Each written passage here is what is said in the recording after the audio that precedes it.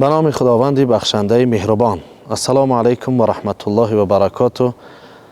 هموطنان عزیز و تماشابینان گرامی، امروزها بسیار عملهای نامطلوبی به نظر می رسد و این خرافات پرستی و بسیاری از زنها به نظر می رسد که به نزد فالبین ها و جادوگرها برای حل مشکلات و حل مسئله هایشان می رود و من خطابم برای آنها همین است که این راه حل نیست.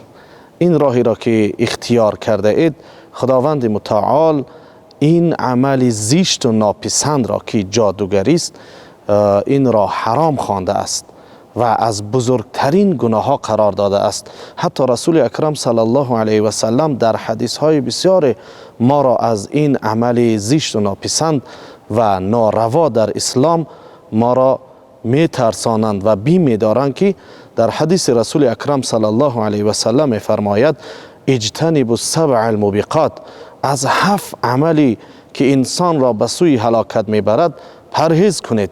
یکی از آنها سحر و جادوگری است. یعنی این را شریعت اسلام محکوم می کند و می گوید که انسان را هلاک می سازد. و در حدیث دیگر رسول اکرم صلی الله علیه و سلم می فرماید من اتی کاهنا فصدقه فقد کذب بما جاء علی محمد صلی الله علیه و سلم. کسی که به نزد جادوگر یا فالبینی می رود و اگر او را تصدیق کند، به مانند این است که بر قرآنی که بر محمد صلی الله علیه و سلم نازل شده است کفر ورزیده است. پس هموطنان گرامی، از این حدیث های رسول اکرم صلی الله علیه و سلم برمی آید که بسیاری از جوانهایی را می بینیم که زندگیشان برباد رفت، بسیاری از زنهایی را می بینیم که آیندهشان را سوزاندند، بسیاری از مردمی که به سبب سحر و جادو مریض شدند، کشته شدند، بسیاری خانواده ها پراکنده شدند، بسیاری از خوشی ها و خوشبختی های خانواده از بین برده شد و خاطر این سحر و جادو بود.